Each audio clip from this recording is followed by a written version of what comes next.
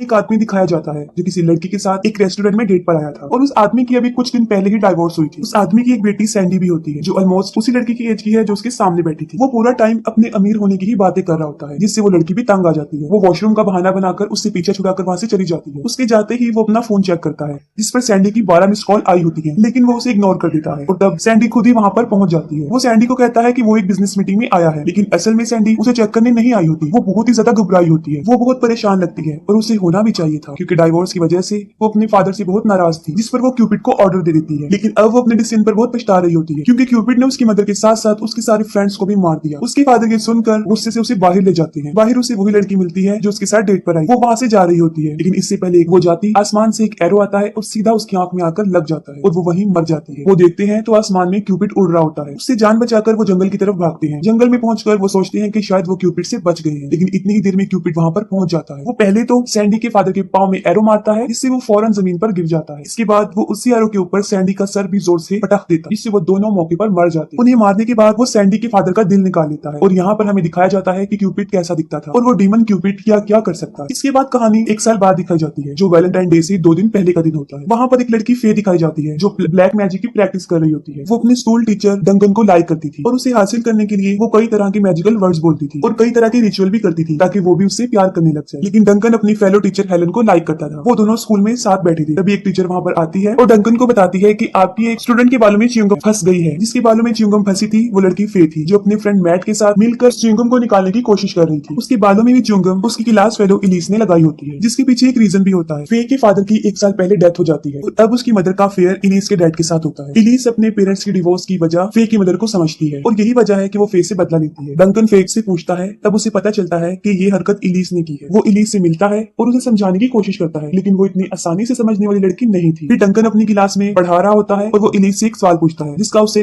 यकीनन जवाब नहीं आता, जिस पर सब क्लास फेलोज हंसने लग जाती हैं और उसमें फे भी होती है जिसे इलीस को बहुत बुरा लगता है। फे समझती है कि शायद उसका ब्लैक मैजिक असर कर रहा है क्योंकि डंकन उसके साथ काफी फ्रैंक होता जा रहा था। इलीस डंकन के फोन को चोरी कर लेती है और स्कूल से घर जाने के बाद वो उसके मोबाइल से फे को टेक्स्ट करती है। फे समझ जाती है कि उसके वर्ड्स असर कर गए हैं और डंकन को भी उससे प्यार हो गया है। वो काफी खुश हो जाती है और वो भी उसे खुशी खुशी जवाब देती है, लेकिन उसे जरा भी अंदाजा नहीं था कि इलीस उसके साथ क्या कर सकती है। इलीस क्लासेस खत्म होने के बाद फे को मिलने के लिए बुलाती है और फे इसके लिए एग्री हो जाती है। इलीस उससे एक पिक्चर मांगती है जिस पर फे एक सेल्फी बनाकर उसे सेंड कर देती है, लेकिन वो इससे ज्यादा डिमांड करती है जिस पर फे शर्ट के बगैर एक पिक्चर उसे सेंड कर देती है, जिसे देखकर इलीस और उसके बाकी फ्रेंड उसका मजाक बना रहे होते हैं। अगले दिन फे को लॉकर में एक लेटर और एक रोज मिलता है जिसे देखकर वो काफी खुश हो जाती है, लेकिन ये भी एलिस ने ही रखा होता है। फे डंकन से मिलने के लिए बहुत एक्साइटेड हो जाती है। उसका फ्रेंड मैट उसके पास आता है और कल होने वाले वैलेंटाइन डे डांस के लिए उससे पूछता है, जिस पर फे मना कर देती है। दूसरी तरफ हमें पता चलता है कि इलीस असल में एक प्लान बना रही होती है। वो फे को उस वक्त डंकन के ऑफिस में बुलाती है जब वो अकेला वहां पर पेपर चेक करेगा और इलीस उन दोनों की एक वीडियो बनाई जिसे वो इंटरनेट पर भी अपलोड कर सकती है। जैसे ही क्लासेस खत्म होती है फिर डंकन के ऑफिस में पहुंच जाती है। दूसरी तरफ इलीस भी ये सारी रिकॉर्डिंग कर रही होती है और फे डंकन से उसी वे में बात कर रही होती है जिस तरह वो मैसेज पर कर रही है। डंकन को फे का बिहेवियर काफी अजीब लगता है और वो उसे कहता है कि वो घर चली जाए,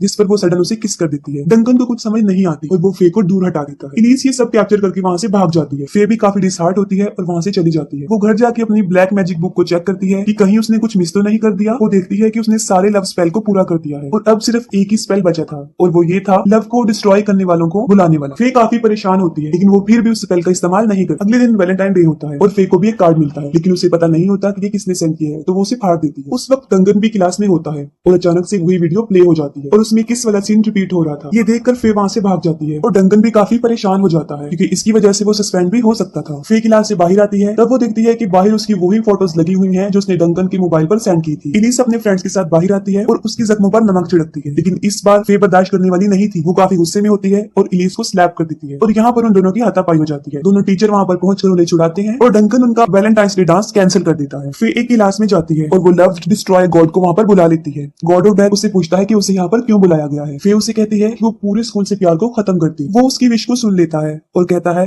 कि वैलेंटाइन डे खत्म होते ही यहाँ से प्यार मिटना शुरू हो जाएगा, लेकिन फे उसे कहती है कि वो हमेशा के लिए यहाँ से प्यार को खत्म करना चाहती है। वो उससे पूछता है कि क्या वो इसकी कॉन्सिक्वेंसेस जानती है, जिस पर वो झूठ बोल देती है और कहती है हाँ, क्योंकि उसे कुछ भी पता नहीं होता। वो उसकी विश पूरी कर देता है और वहां से गायब हो जाता है। इलीस और फे को प्रिंसिपल ऑफिस में बुलाया जाता है और प्रिंसिपल उन्हें पनिशमेंट देता है। उन्हें कैंसिल हुए वैलेंटाइंस डे वाले डांस की डेकोरेशन को उतारना था। मिस हेलन उन्हें डांसिंग हॉल में लेकर जाती है, लेकिन वहां पर उनकी एक फ्रेंड मिस थी। उस वक्त वो वॉशरूम में होती है और तब वहाँ पर क्यूपिड भी पहुंच जाता है। उसे वहाँ पर कुछ आवाज सुनाई देती है और वो कान लगाकर सुनती है। तभी क्यूपिड अपना एरो छोड़ देता है और वो सीधा उसके कान पर आकर लगता है। वो चिल्लाते हुए वहाँ से भागती है, लेकिन क्यूपिड उसे पकड़ लेता है और उसकी बॉडी पर से हार्ट शेप में स्किन को उतार लेता है। दूसरी तरफ वो सब डांस हॉल में पहुंच जाते हैं और उनके साथ मैट भी होता है, जो कि फे की हेल्प के लिए वहाँ पर मौजूद था। वहाँ पर उन्हें रखे हुए कुछ हार्ट शेप कुकीज नजर आते हैं, जिनको वो खा लेते हैं और उनका टेस्ट उन्हें चिकन जैसा महसूस होता है। इलीस के पास उसके बॉयफ्रेंड की कॉल आती है, जो कि स्कूल के बाहर खड़ा उसका वेट कर रहा होता है, उसे लेने आया होता है। इलीस मिस हेलन के मना करने के बावजूद भी वहाँ से चली जाती है। तब फौरन वो टीचर प्रिंसिपल को आकर ये सब कुछ बता देती है। प्रिंसिपल उसे कहता है कि वो रुक जाए, लेकिन वो जल्दी से बाहर आकर कार में बैठ जाती है। वो सोच रही थी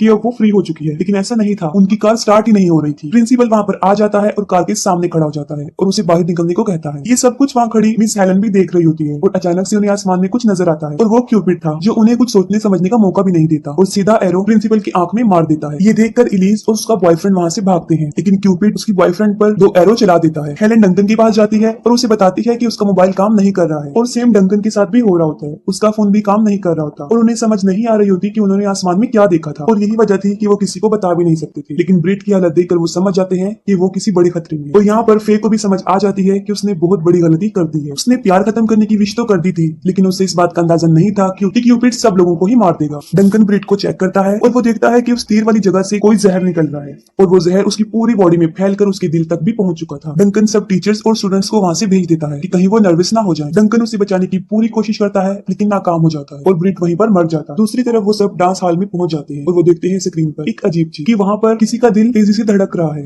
वहां पर फे और मैट नहीं होते क्योंकि वो बाहर होते हैं और मैट फे से पूछता है कि यहाँ सब कुछ क्या चल रहा है, क्योंकि उसे लग रहा था कि फे इसके बारे में कुछ ना कुछ जानती है, लेकिन वो उसे कुछ भी नहीं बताती और वो दोनों भी हाल में आ जाते। क्यूपिड उनके पीछे ही खड़ा हुआ है और जैसे ही वो अपना एरो निकालता है वो सब वहां से भाग जाते हैं और यहाँ पर वो सब एक दूसरे से अलग अलग हो जाते हैं। क्यूपिड एक टीचर को मारता है और उसको बचाने की वजह से मैट के हाथ में भी एरो घुस जाता है। तब फे उसे वहां से लेकर भाग जाती है। इलीस और उसकी फ्रेंड साइंस लैब में आते हैं, जहाँ पर उन्हें फे की ब्लैक मैजिक वाली बुक नजर आती है और वो फौरन समझ जाते हैं कि ये सब कुछ फे की वजह से हुआ है। इलीस की एक फ्रेंड उससे अलग हो जाती है और इस चीज का फायदा उठाते हुए क्यूपिड उसे भी मार देता है। वो रोजेस से उसके गले को आर पार कर देता है। मैट के हाथ से वो जहर फैल रहा था और उसकी मरने वाली हालत हो जाती है और मरने से पहले वो फे को बताता है कि जो वैलेंटाइन डे कार्ड उसे मिला था वो उसी ने ही भिजवाया था और वो फे को बताता है कि वो 5 क्लास से ही उसे लाइक करता है, लेकिन उसे तो डंकन के अलावा कुछ नजर ही नहीं आता था। फे को सब कुछ पता चल जाता है और वो उसे कहती है कि वो उसके छोटे भाई जैसा है। फिर उन लोगों को लीना की बॉडी मिलती है और वो समझ जाते हैं कि वो हार्ड कुकीज किस चीज के बने हुए थे। इतनी देर में डंकन और हेलन भी वहाँ पर पहुंच जाते हैं और वो मैट का हाथ देखकर बताते हैं कि मैं इसे बचा सकता हूँ। वो सब साइंस लैब में जाते हैं, जहाँ इलीस उन लोगों को बता देती है कि सब किया धरा फे का है। तब फे भी इस बात को एक्सेप्ट कर लेती है कि उसने ब्लैक मैजिक का यूज करके ही क्यूपिड यानी गॉड ऑफ डेथ को बुलाया है और अब जो मैट मरने वाला है उसकी वजह भी फे ही है। इलीस और उसकी फ्रेंड अपनी बाकी दोनों फ्रेंड्स को ढूंढने के लिए वहाँ से चली जाती है। डंकन मैट को बचाने के लिए उसका हाथ काटने का फैसला लेता है ताकि वो जहर फैलता हुआ उसके दिल की तरफ ना चला जाए। उधर इलीस और उसका फ्रेंड डांस हॉल में पहुंचते हैं, वहाँ क्यूपिड उन पर हमला कर देता है। इलीस अपने फ्रेंड को वहाँ पर छोड़कर भाग जाती है और क्यूपिड उसे जान से मार देता है। डंकन मैट का हाथ काट के उसे बचा लेता है और फे यहाँ पर खुद को एक्सपोज करती है कि कैसे वो ब्लैक मैजिक का यूज करके ताकि डंकन भी उससे प्यार करने लग जाए। डंकन इस सब की परवाह किए बगैर उसे पूछता है कि अब क्यूपिड को कैसे रोका जा सकता है। उसे बताती है कि उसे रोका नहीं जा सकता, वैलेंटाइन डे खत्म होते ही वो वहाँ से चला जाएगा। डंकन देखता है कि वैलेंटाइन डे खत्म होने में सिर्फ 10 मिनट रह गई थी और अपनी जान बचाने के लिए उन्हें किसी तरह 10 मिनट तक खुद को छुपा कर रखना था, सेव रखना, लेकिन ये एक मुश्किल काम था।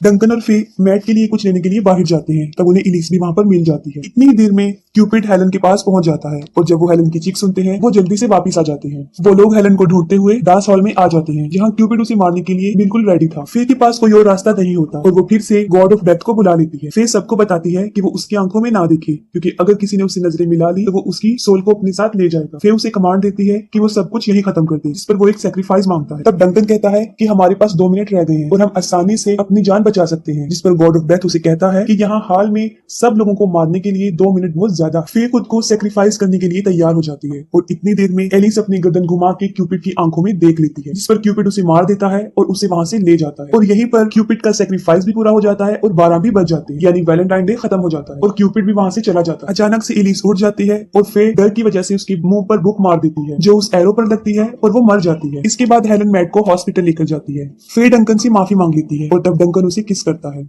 और यहीं पर फे के लव स्पेल काम करने लगते हैं और इसके साथ ही ये मूवी एंड हो